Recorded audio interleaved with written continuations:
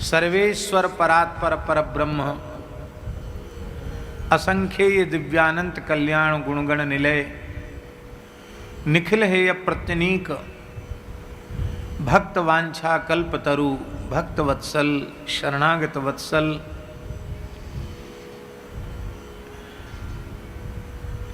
श्री चंद्र सरोवर बिहारिणी बिहारी जी की महती कृपा करुणा से श्री गिरिराज गोवर्धन की उपत्यका में अवस्थित अत्यंत प्राचीन सारस्वत कल्प की महारासस्थली श्री चंद्र सरोवर के इस अतिशय पुनीत श्याम सूर श्याम गोष्ठ में, यही नाम है, सूर श्याम गोष्ठ में गायों के मध्य श्रीमन महाप्रभु वल्लभाचार्य जी, श्री गुसाई विठलनाथ जी, गुसाई श्री गोकुलनाथ जी, श्री सूरदास जी और अष्टछाप के महान सभी रसिक भक्त कवि एवं ज्ञाताज्ञात रूप से विराजमान अनेक पूर्वाचार्य रसिक महापुरुषों की, श्री पंडित जी महाराज की, श्री बाबा महाराज की, श्री भक्तमाली जी महाराज की, श्री पहाड़ी बाबा जी महाराज की आदि आदि संतों की भावमयी सन्निधि में एवं प्रत्यक्ष विराजमान पूज्य संतों की, ब्रजवासियों की, ब्राह्मणों की प्रत्यक्ष उपस्थिति में हम आप सबको मानव जीवन का सर्वोत्कृष्ट फल सत्संग श्रीमद् भागवत के क्रमिक प्रवचन के रूप में श्रवण करने का सौभाग्य प्राप्त हो रहा है। इसके मूल में गिरिराज जी की कृपा, गौ माता की कृपा, बाबा महाराज के भजन की महिमा, उनकी कृपा, इसी का यह दिव्य परिणाम है कि इतने लंबे समय से निर्बाध रूप से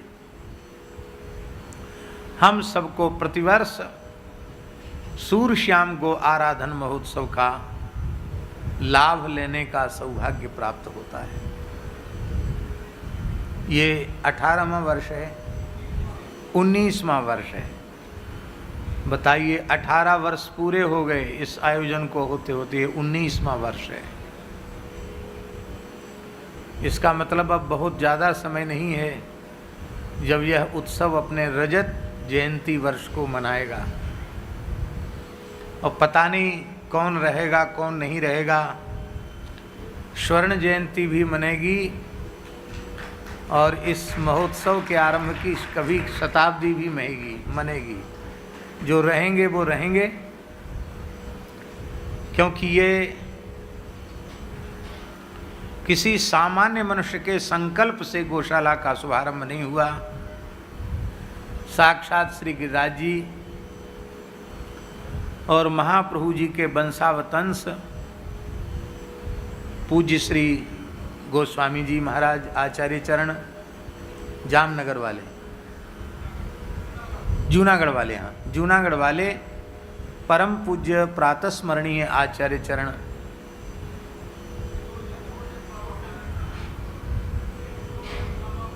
गोवर्धन, हाँ परम पूज्य श्री किशोर चंद्र गोस्वामी जी महाराज, वे यहाँ पधारे और उन्होंने कहा, ब्रजवासियों गाय के लिए करो। यही कहा, गाय के लिए कुछ संकल्प करो। और मानो उनकी जिह्वा पर बैठ के श्री वल्लभाचार्य चरण की कृपा करुणा ही ये प्रेरणा की प्रकाश किरण बन करके प्रस्फुटित हुई। और पूज्य बाबा के जैसा महापुरुषों का आदर करने वाला, उनके वचन की मान्यता करने वाला तो कोई संसार में दिखाई नहीं पड़ता। बाबा के जैसे तो पूज्य बाबा ही थे। और एक बछड़े से ये गौशाला आरंभ हुई। आज गौ माता की चरणरज यहाँ पढ़ने से इस चंद्र सरोवर का निरंतर विकास हो रहा है।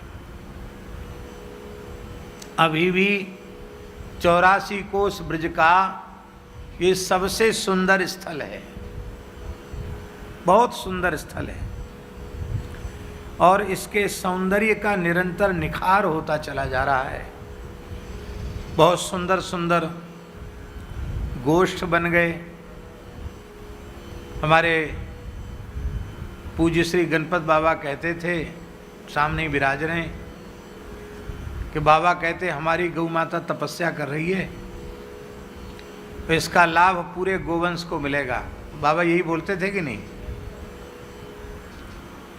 आज ये गोमाता की तपस्या का प्रभाव है कि आज सूर्यश्याम गौशाला की कोई गाय कमजोर नहीं है, सब पुष्ट हैं। 2 बार 3 बार प्रेम से भरपेट उनको चारा मिल रहा है।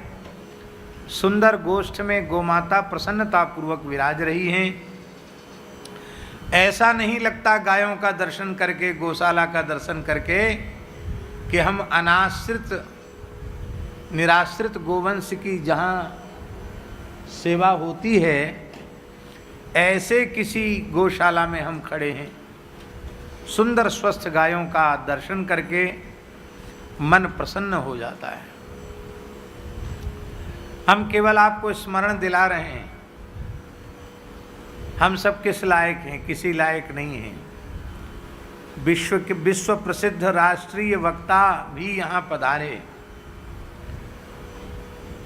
गो नवरात्रि महोत्सव हुआ तो श्रद्धेय श्री मुरारी बापू जी ने 9 दिन श्री राम कथा यहाँ कही, और सदगुरु जन्म शताब्दी महोत्सव हुआ तो श्रद्धेय श्री रमेश भाई ओझा जी ने यहाँ भागवत की कथा कही। एक महीने के कितने आयोजन है? कितने माह है? दूसरा है, तीसरा है?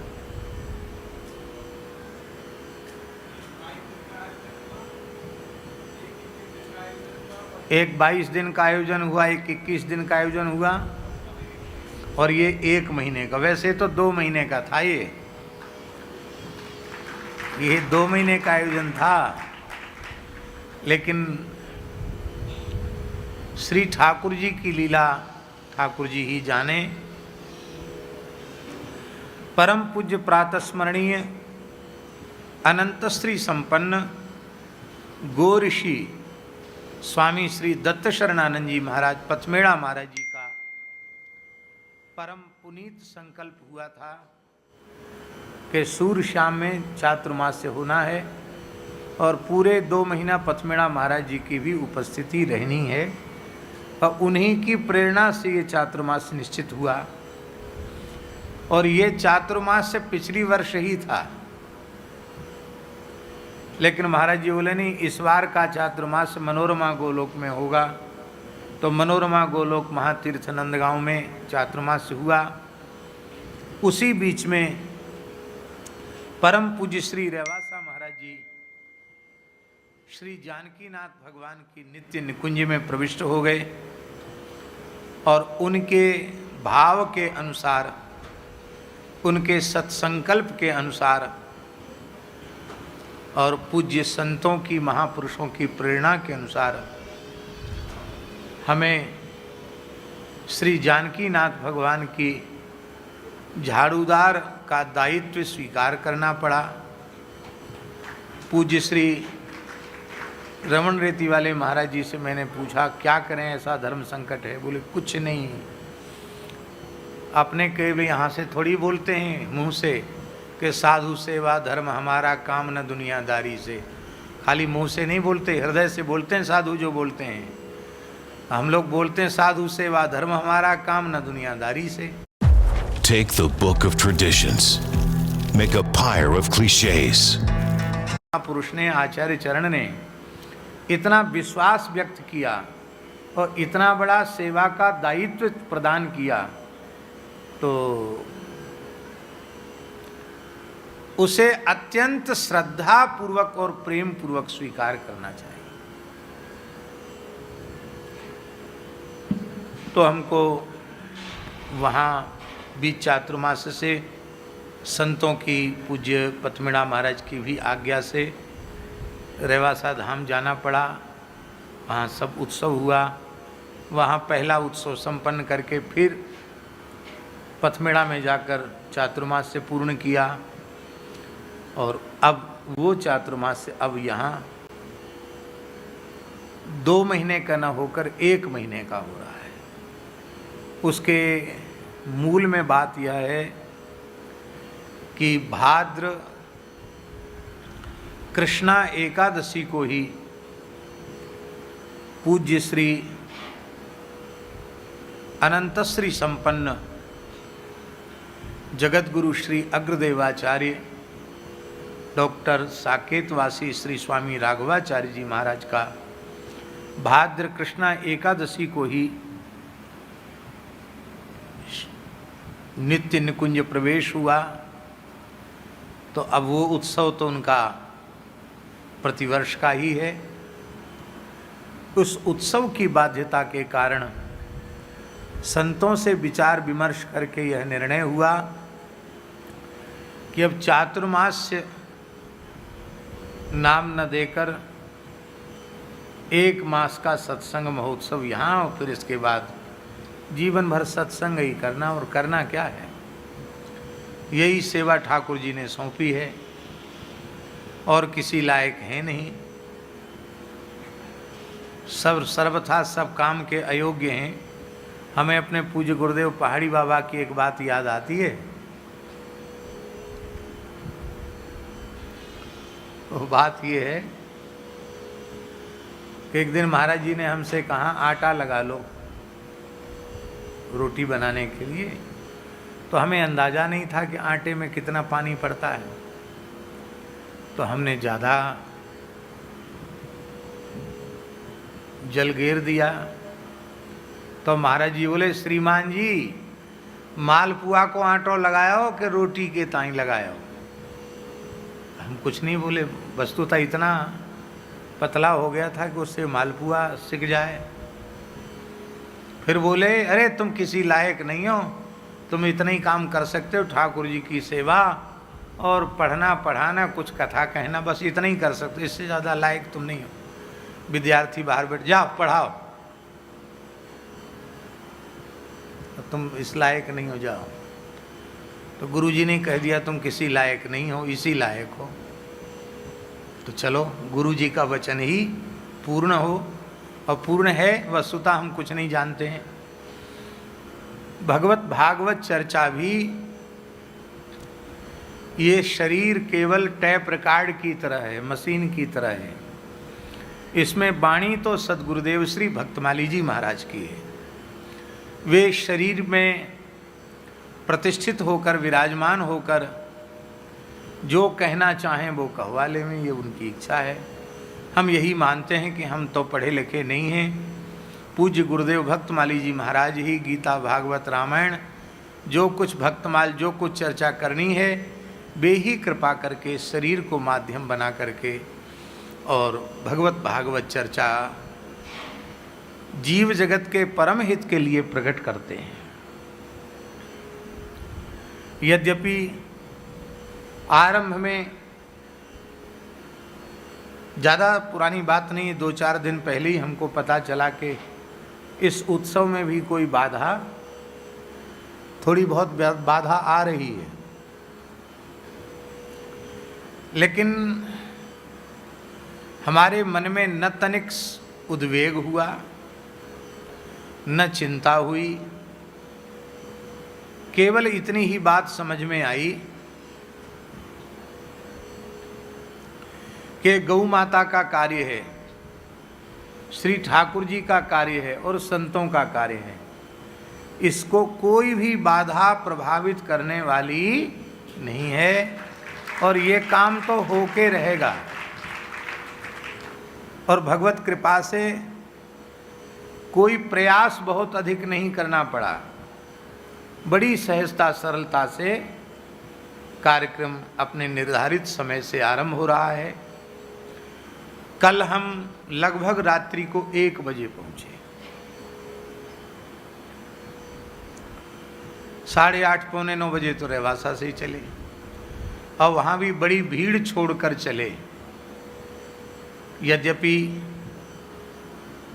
यहाँ से हमको कहा गया था कि आप ज़्यादा थके हुए परेशान न हों, आज आवें चल के, लेकिन हमने सोचा कि नहीं,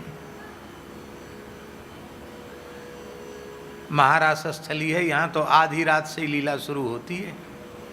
महारास तो कोई दिन में थोड़ी भयो, महारास रात को 12 बजे महारास भयो, तो 12 बजे के बाद रास का समय है, तो रास स्थली में रास के समय में पहुँचेंगे, पर पहुँच जाएंगे। ये रात्रि का विश्राम, गुरु पूर्णिमा की रात्रि का जो भी 2 घंटा 2.5 घंटे का विश्राम होगा वो चंद्र सरोवर में ही होगा। ये संकल्प करके वहाँ से चले और ठीक समय से, यद्यपि आप लोग तो अनुमान लगा रहे थे कि और लेट पहुँचेंगे, लेकिन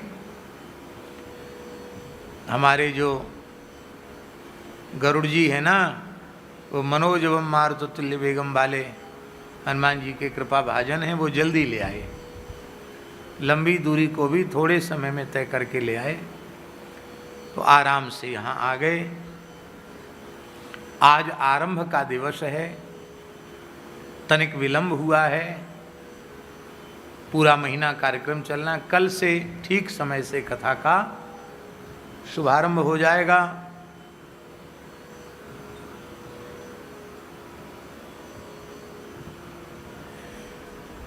ठीक समय से कथा का शुभारंभ हो जाएगा और हम लोग कथा का श्रवण करेंगे। रश्मि भाई जी को पहले ही पहुंचना था, लेकिन इसको ऐसे करो, उधर आवाज आ रही, तू यहाँ आई नहीं रही। रश्मि भाई जी को आज कल में ही आ जाने का था, लेकिन कोई विशेष कोई कार्य सेवा का आ गया, इस कारण से उनकी उपस्थिति 15 तारीख से यहाँ होगी और फिर पूरे समय वो रहेंगे। कार्यक्रम आज शुभारंभ हो गया, पर आज के कार्यक्रम में भी वो अनुपस्थित नहीं है, स्मरण के रूप में तो उपस्थित हैं ही। वहाँ अपने ठाकुर जी के निवास में मुंबई में अपने श्रीनाथ जी की सन्निधि में, यमुना जी की सन्निधि में बैठ के वहाँ वो सीधा जो प्रसारण है उसका सुख ले रहे हैं। तो 14 तारीख तक तो यंत्र के माध्यम से लेंगे और 15 तारीख से प्रत्यक्ष उपस्थित होकर के कथा श्रवण का सौभाग्य, संत गौ ब्रजवासियों की सेवा का सौभाग्य प्राप्त करेंगे। बाद में फिर हमें कोई भूमिका बोलनी नहीं, सीधी सीधी कथा कहनी है, इसलिए आज जो कुछ कहना था सो कह दिया। पूरे परासौली गांव को हमारा आग्रह है कि आपके मन में कोई क्षोभ हो, मन मुटाव हो, तो वाय अपने ही पास रखें, कथा में समावें। ऐसो न समझें कि किसी बात को लेकर हमारे मन में कोई बात है और भैया वो तो कथा दूसरे लोगन की है रही है, हम क्यों जाएं, ऐसा भाव आप लोग कथा में मत रखना। पूरा गांव जैसे उत्साहपूर्वक उपस्थित होता रहा है, ऐसे ही पूरा परासौली गांव अपने प्रेम उल्लास पूर्वक उपस्थित रहे, और प्रायः सब उपस्थित हैं ही। वृंदावन से, बरसाने से, जाने कहाँ कहाँ से बाबा रोज श्रोता आवेंगे, रोज जाएंगे। ये बात हम इसलिए कह रहे हैं कि इतनी दूर दूर से तो रोज आ रहे हैं, जा रहे हैं, इतनी भीड़ भाड़ में, तो यहाँ रहने वाले वंचित न रहें, रास बिहारी की संपूर्ण लीला का सुंदर दर्शन करें। ये सौभाग्य भैया जी वृंदावन में तो मिलता है, सावन भादों में महीना 1.5 महीना की लीला, पर चंद्र सरोवर में महीना भर की लीला हो रही है। कितनी बड़ी कृपा है ठाकुर जी की, है? हाँ, पहली बार हो रही है। तो कितनी कृपा है गौ माता गिरिराज जी की कि जहाँ रास बिहारी की 1-2 दिन की लीला भी दुर्लभ है, और कितने विस्तार से लीला, कल लीला की भूमिका बनी और आज लीला कैसी सुंदर पद्धति से। और श्री भैया कुंज बिहारी जी, इनके मन में रास बिहारी जी ऐसी सुंदर सुंदर प्रेरणाएं करते हैं कि लीला के प्राचीन स्वरूप को संरक्षित करते हुए आचार्यों की कृपा से नवीन नवीन भाव उसमें जुड़ जाते हैं। उससे लीला का एक बहुत दिव्य स्वरूप प्रकट हो जाता है। तो बड़ी सुंदर लीला हो रही है। लीला का भी दर्शन करें, कथा का भी श्रवण करें, और अनेक महापुरुष इस क्रम में आवेंगे। उन महापुरुषों के भी दर्शन का, सत्संग का लाभ प्राप्त करें।